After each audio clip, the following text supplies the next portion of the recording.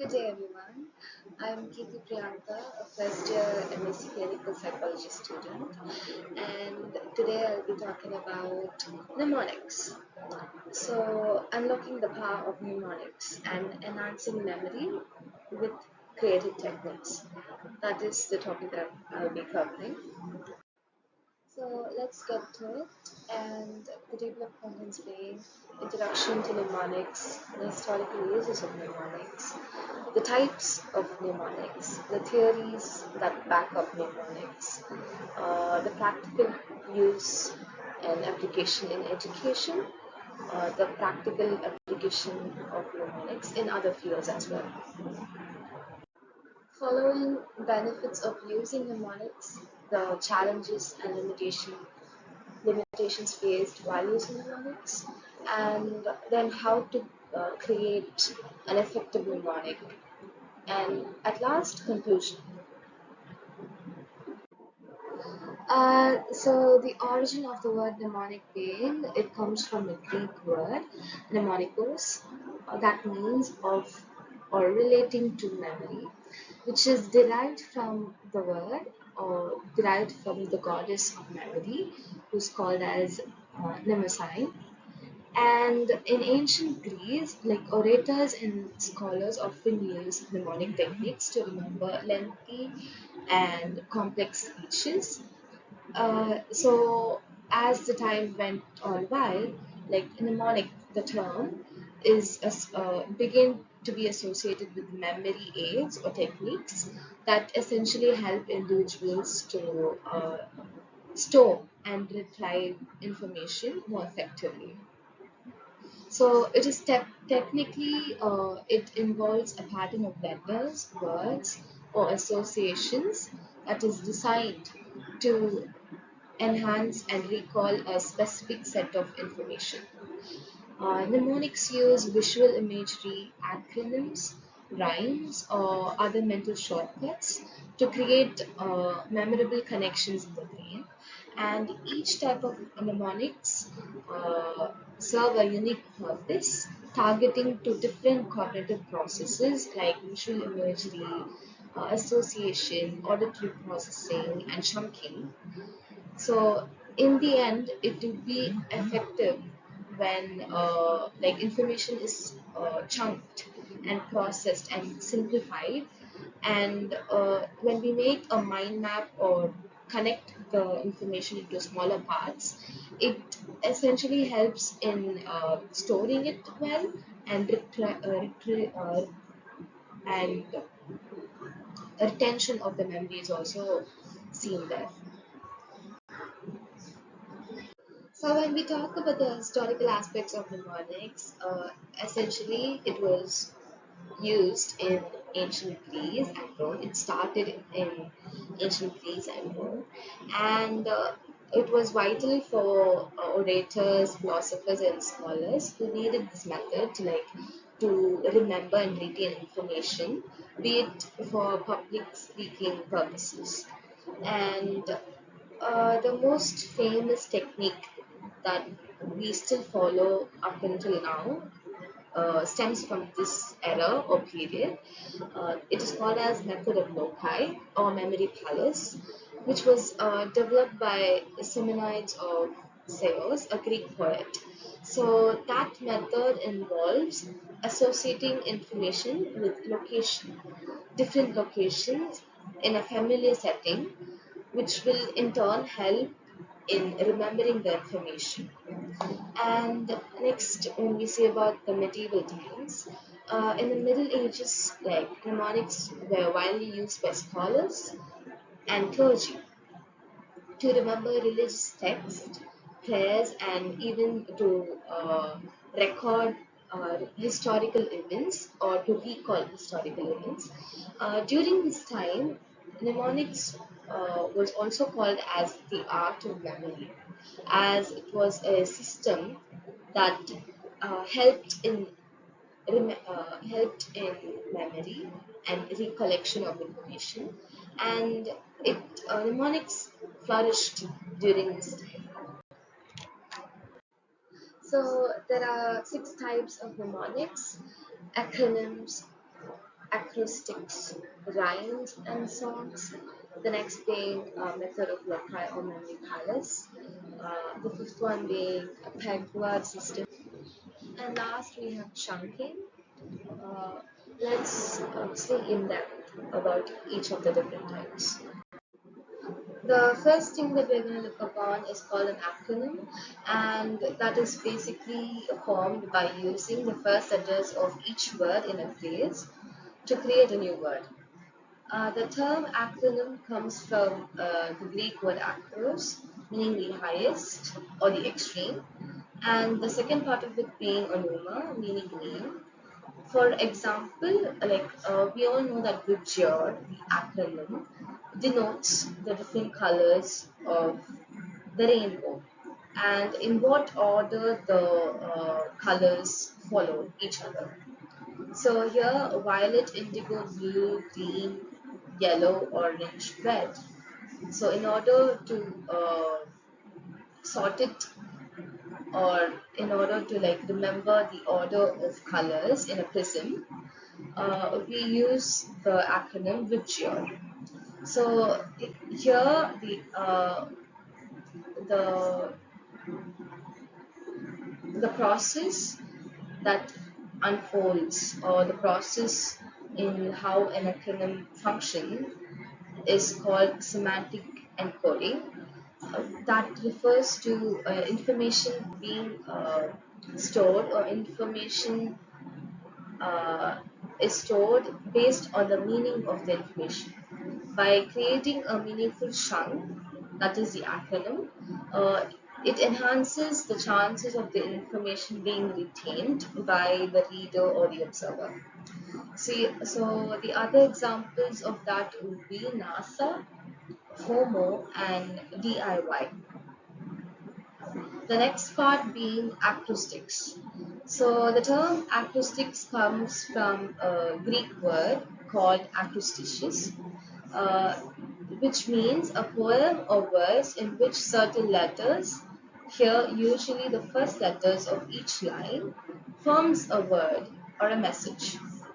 So an acoustic poem or acoustic phrase involves creating a memorable sentence or a phrase where the first letter of each word in that sentence represents a different item of a list.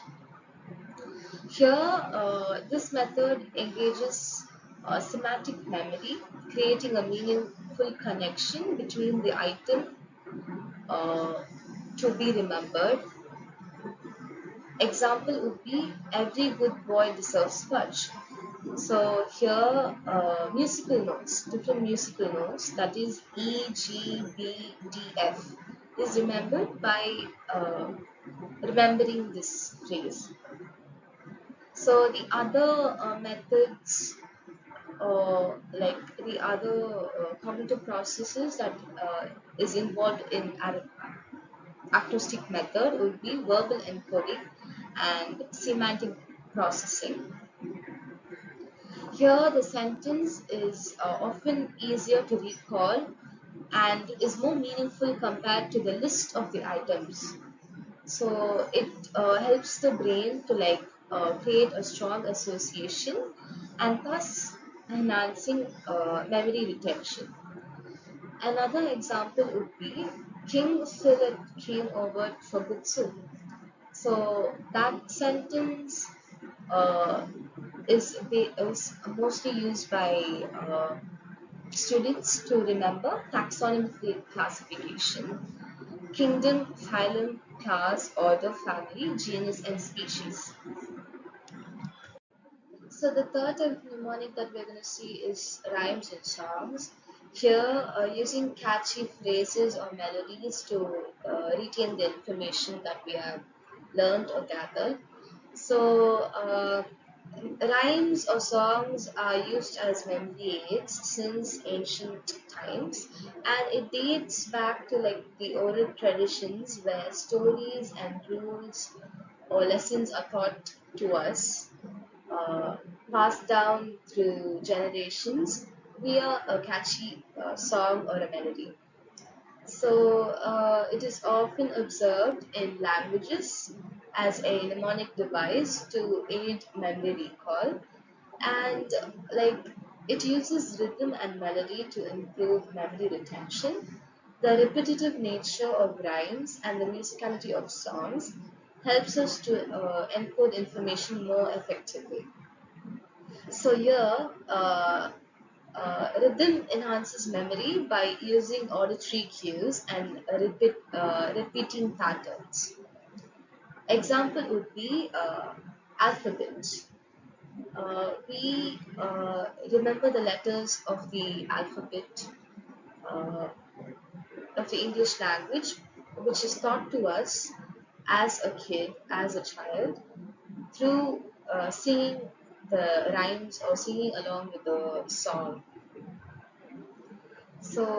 Here, uh, the uh, the use of rhyme and songs leverages auditory encoding and semantic processing. The brain processes the rhythmic and melodic structure of the song more efficiently, which in turn the makes the memory retention strong, and it is uh, how to say this? It is very efficient for us to recall the learned thing quickly when it is learned as a song or learned with rhythm.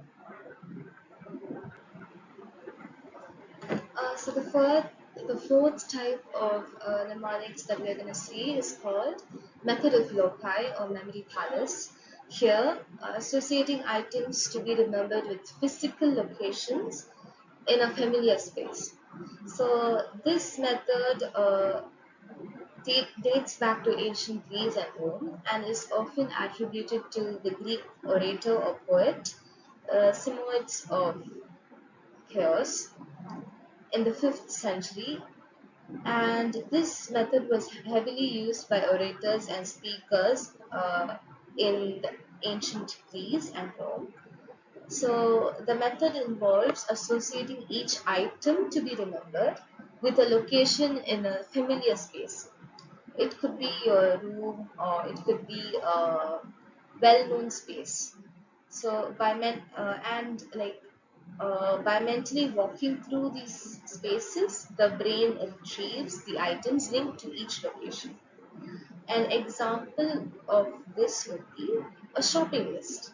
So you get to or you imagine yourself entering into your house and placing each of the item that you essentially want to buy in different parts of the room.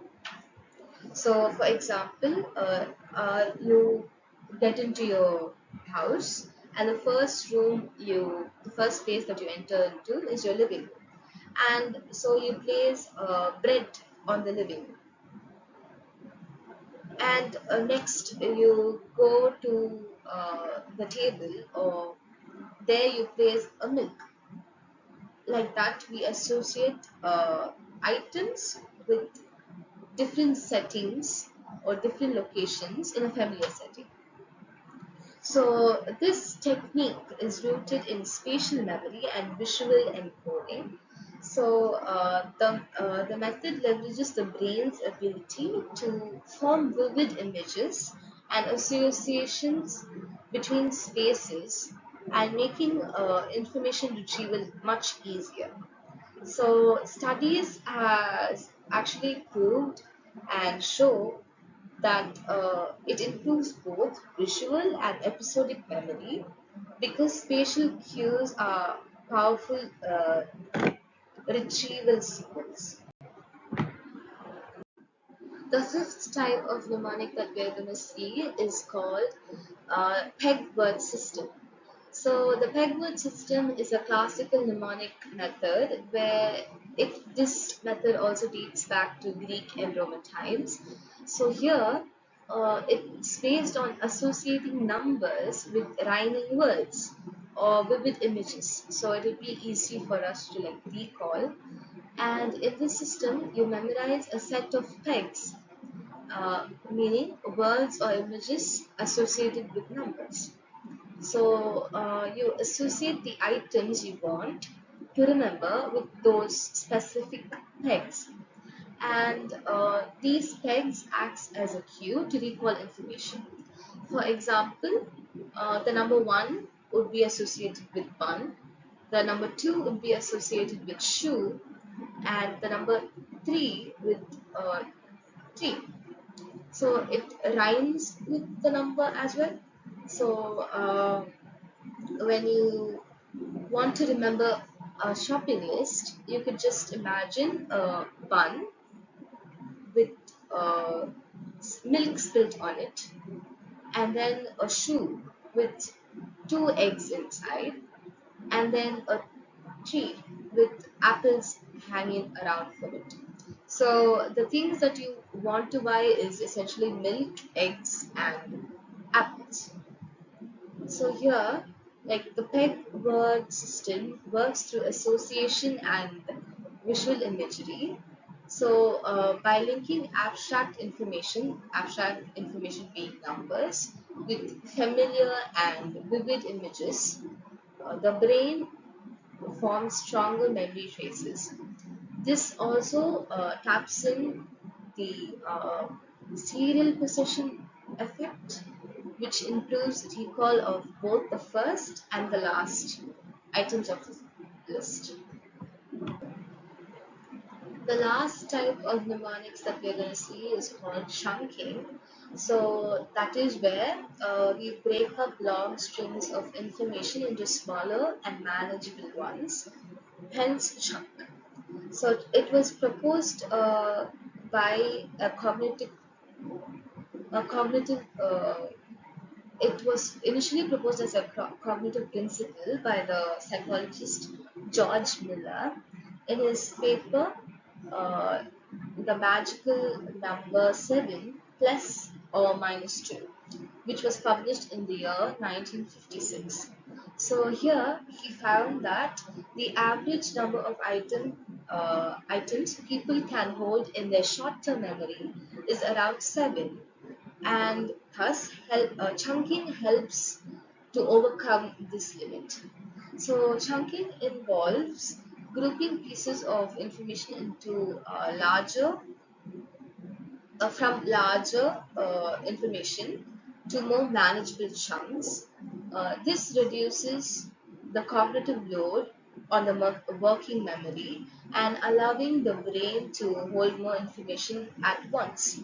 For example, it would be a string of numbers like 987654321. So to remember that number, it can also be chunked into threes or digits of threes or digits of four. So it would be like 987 and then 654 and then 3210. So this technique relies on a working memory and cognitive load theory. So it this theory basically takes advantage of the brain's ability to store larger quantities of information in shorter chunks rather than as an individual piece of data. So we saw about the different types of mnemonics. Now we will see about the theories that back up mnemonics. The first theory being dual coding theory by Pavio, 1971. So the key idea of it being memory is enhanced when information is stored both visually and verbally. So, for example, the loci method would be a good example for this. The second theory being levels of processing theory by Karak and Lockhart, 1972. The key point is that deeper processing, that is semantic or meaningful processing, leads to better memory retention.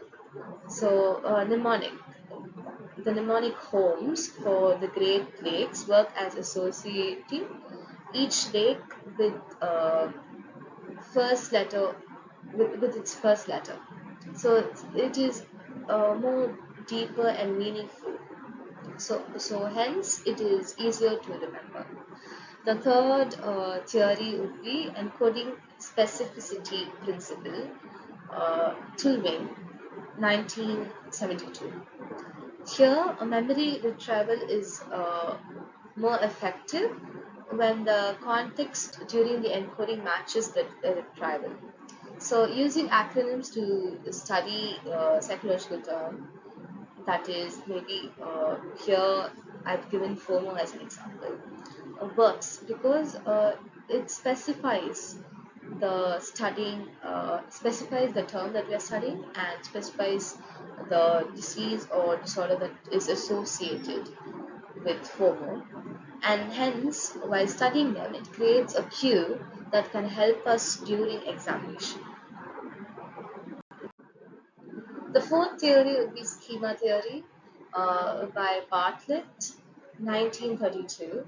And the key idea being memory is organized into schemas or mental frameworks, and hence, and mnemonics helps us to reinforce those structures. The fifth theory that backs up is chunking and organization theory by Miller in the year 1956. So here, short-term memory can hold up to seven, more or less, so items. That is up until nine items or five items, but the average being seven items. But chunking or grouping information would increase the brain's capacity to remember and to retain stuff. Here, the mnemonic PEDMAS is used to remember the groups and operational categories that is used in mathematics. And the sixth theory would be imagery-based theory. Here, the key idea is that vivid mental images aids in memory by associating abstract concepts with numbers. So, an example would be the peg word system. The final theory being semantic network theory, where memory is stored in a web of intelligent ideas or nodes, and mnemonics strengthen these links. Practical applications of mnemonics in educations are like using acronyms and chunking for studying, retaining large data sets by using method of loci, applying rhymes and songs to remember rules, using the peg word system for lists, and memory palace for speeches or presentations. The other practical applications of mnemonics would be like it helps students to remember complex concepts and datas, assess speakers in memorizing their speeches and presentations, yet again using it to remember list, name, or appointments. It also enhances creativity and artistic expression. It aids us to learn new skills and knowledge. So the benefits of using mnemonics would be it enhances recall and retention of information. It makes complex information more accessible. It fosters creative thinking and problem solving. It improves concentration and attention to detail. It develops skills that are useful throughout life.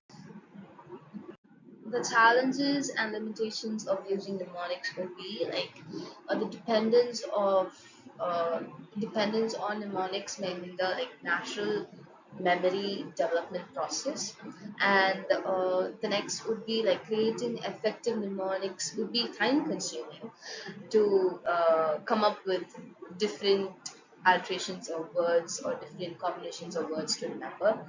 Like improper use may also lead to like confusion or errors.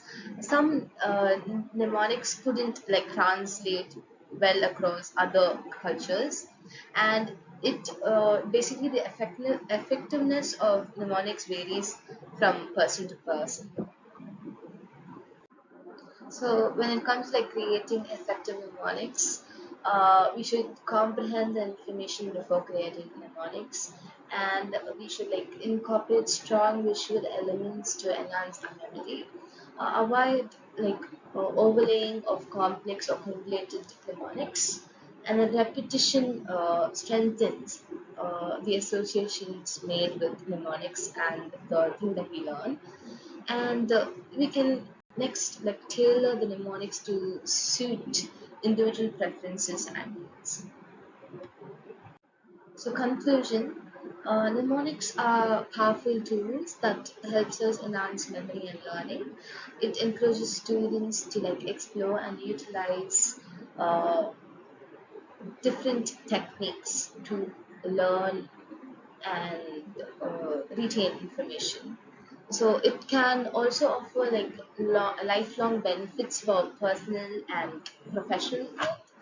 It challenges students to uh, create mnemonics to study their topics or to understand their material of the day, and to unlock our potential and to enhance our memory, we should use creative mnemonic strategies to learn.